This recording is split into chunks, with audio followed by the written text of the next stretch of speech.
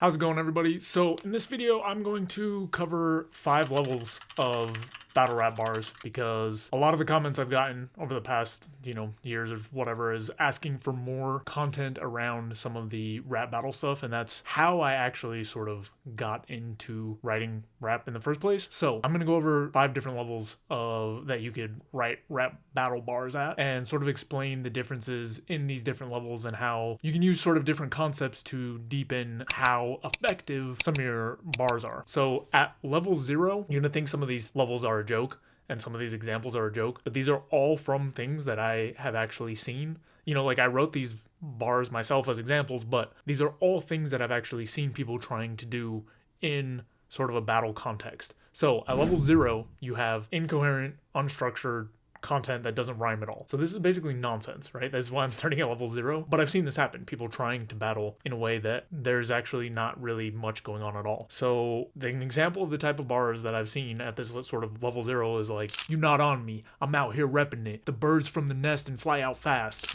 And I actually added more rhythmic structure than I have heard before. But it's like, it doesn't rhyme. It doesn't make any sense.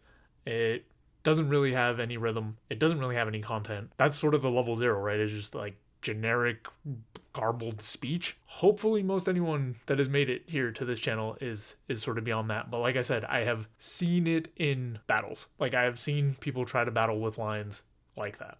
All right, so let's move on to level 1. Level 1 is when there are basic rhymes, but there's no real content, right? Or if there is content, it's self-attacking. So level 1 is like really basic sort of rhyme rap structure. So it's something like, when I rap, it's mostly average or basic. That'll be one to get good enough forever make it. It's something that's like sort of stretched.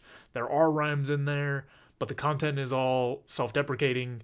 It's not really very strong in the battle sense. At this level 1, it's like, oh, I have thought about the structure of rapping a little bit. I understand how rhymes work a little bit, and I need to say something. Again, this level may seem silly, but I have seen battles where people end up with bars like this. So, moving on to level 2, that's when you start introducing, more internal rhymes. And then at level 2, a lot of the punchlines or concepts are self-hype, right? So you're not at least breaking yourself down, but you're hyping yourself up, and people can get stuck here. I've seen quite a few bars where, people are just hyping themselves up, but they never really attack their opponent. So you have something like, "My bar's reaching so far, I'm top tier. You can see it clear. I have absolutely no fear," right? Like you are self-hyping and talking about how awesome you are, and your rhyme schemes are getting a little bit stronger, but still at this level, you're missing the core component of the battle, which is to throw punchlines at your actual opponent instead of just talking about how great you are. Now, as you develop through the levels, you can sort of mix in some self-hype with ways that you attack your opponent, right? It can be a good way to sort of use longer schemes and introduce more content, especially if you're doing battles that are longer, like multiple minutes and pre-written and stuff. It can help to put some of that in there. But if that is all the content you have, you're not going to have very strong punches. You're not going to be able to really take down your opponent very well because all you're doing is hyping yourself up. That takes us to level 3. And for level 3, some of the things that you need are slant rhymes. This is when you start getting figurative language, and this is when you are really actually attacking your opponent, right? So let me give you an example. "My words stun with blunt force trauma to the mind. You'll get hit harder than Mike Tyson in his prime." So if you look at that, right, we start doing things like stun and blunt, right? You start adding in slant rhymes as your internals, which really opens up your ability to speak about things broadly while still maintaining a rhyme scheme structure. You're using some figurative language, so you're saying, my words stun with blunt force trauma, and you'll get hit harder than Mike Tyson in his prime. You start using similes, you start using imagery, you start using ways of spicing up your language, right? Like if we go back to level 2, when you're just saying like, "My bars reach so far, I'm top tier. You can see it clear. I have no fear." Like none of that is figurative language. That is all literal language.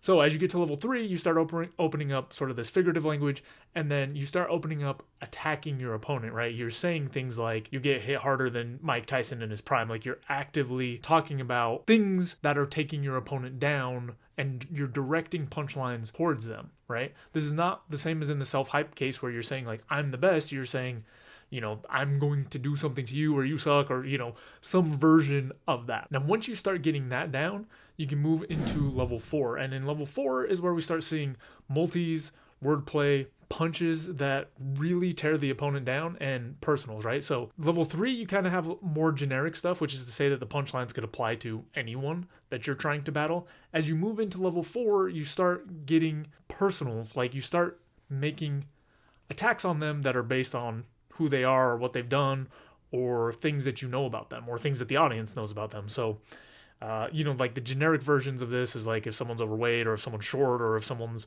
like really tall, or if someone's wearing a certain style. Like you pick your concepts based on things that have to actually do with the opponent.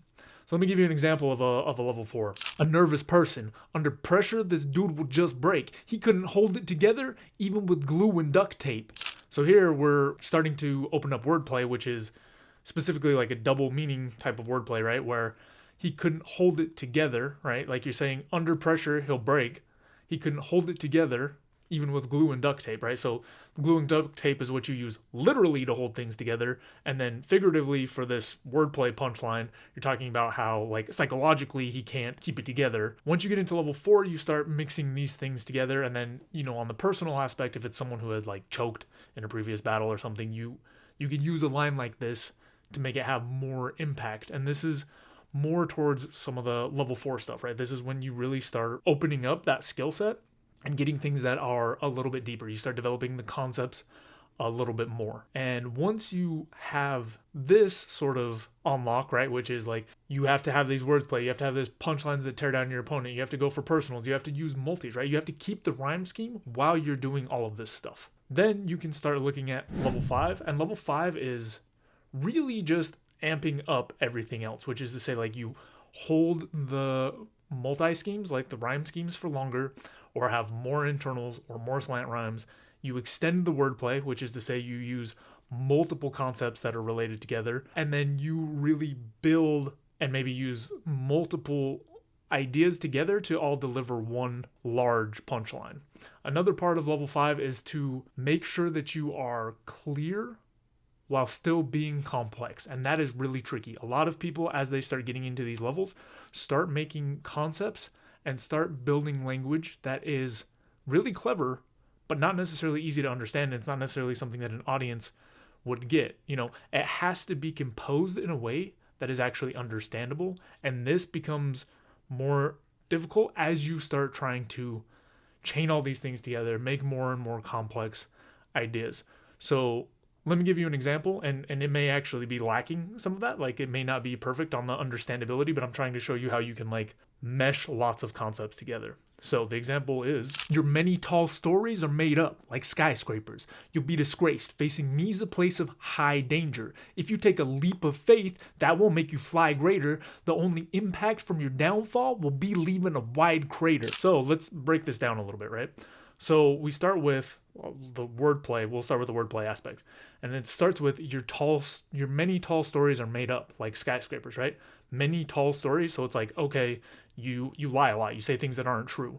But then, we're also using the wordplay aspect of a skyscraper, which is many tall stories. Like many stories composed together make up a skyscraper. And then in the next line, you'll be disgraced, facing me a place of high danger, right? We're using another wordplay there where it's like you're in a lot of danger, but we're also saying high danger because we're building on the skyscraper concept. And then if you look at the next line, if you take a leap of faith, that will make you fly greater. So we're saying, leap of faith in a literal sense would be to jump off of something, right? Which is, we're talking about skyscrapers and heights and these sorts of concepts. And then in figurative sense, a leap of faith is, trying to take like a faith-based action. So it's saying like, if you take a leap of faith, that's not going to make you do any better. And then the last piece of wordplay is the only impact from your downfall will be leaving a wide crater. So it's saying like, in the literal sense, if you take a leap of faith, you're just going to fall and hit the ground. But it's also saying, like an impact from your downfall. It's saying like you're lowering in stature. Like if I beat you or take you down or whatever, that's not going to have any meaning. It doesn't matter because your legacy doesn't have any meaning, right? That's how all of this is sort of composed together from a wordplay aspect. So all of those concepts are sort of put together to make a single punch where it's like all of these ideas are connected and all of these wordplays are connected.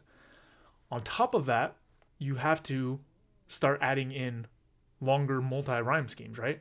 So let's take a look at the rhyme aspect. If we look at, from a rhyming perspective, the first line, there's not that much, right? Your many tall stories are made up like skyscrapers. We take that skyscraper and let's just follow that rhyme scheme. There's skyscrapers, high danger, fly greater, wide crater, right? So those are all connected. So that's a 4-line scheme that's held throughout. And then internally, you'll have be disgraced. You'll be disgraced facing me's a place, right? So there's some internal multi-rhyme schemes there. And then leap of faith also goes into that. So all of that put together is, as you get into sort of this level 5 era of punchlines, right? You have to combine all of these concepts and keep them in a way that they are still comprehensible to the audience. And this is where it gets really tricky, because there's all kinds of things that you can do with language to sort of play around with it, but it doesn't necessarily mean it's going to make sense, and it doesn't necessarily mean that it's going to land. So this is where obviously, like the top level skill development happens, but overall that's sort of how you can structure up to more and more complex, more and more interesting, more and more heavy bars, right? So let's just run through it again really quick. Like level 0 is unstructured, doesn't really make any sense. Level 1 has like a few rhymes, but maybe isn't about anything and is maybe self-deprecating. Level 2 is you start getting internal rhymes and you start building up self-hype. Level 3 is going to include slant rhymes, figurative language, attacking your opponent. Level 4 is when you start getting into multis, wordplay, punches that actually attack your opponent, and personals. And level 5 is when you use all of these concepts together, but you are able to chain them for much longer, right? It's not just these simple 1-2 punches. You can chain it into 2, 4, 6, 8, 10, 12, 14, 16 lines, right? And the longer you can sort of extend these out, the more impressive it is. But again, you have to be careful, because as you try to extend a scheme longer and longer, as you try to add more and more wordplay or more punches, it becomes easy to use concepts that are stretched in the sense that they are not very natural, or that they just don't sound that good, or that they're not going to be that impactful when you actually try to attack your opponent. So this video hopefully helps you understand sort of how, you can scale up a little bit better. One thing that I've been thinking about, let me know in the comments if you're interested, is actually grabbing examples from real battles and sort of doing this video again, but instead of with the things that I've written, using other battlers' examples. So if you have any examples from battles that you think are at these different levels, let me know. If there's enough interest, I will think about doing it. But otherwise, like I said, hope that helps. That's all I've got for this video, and I'll see you next time.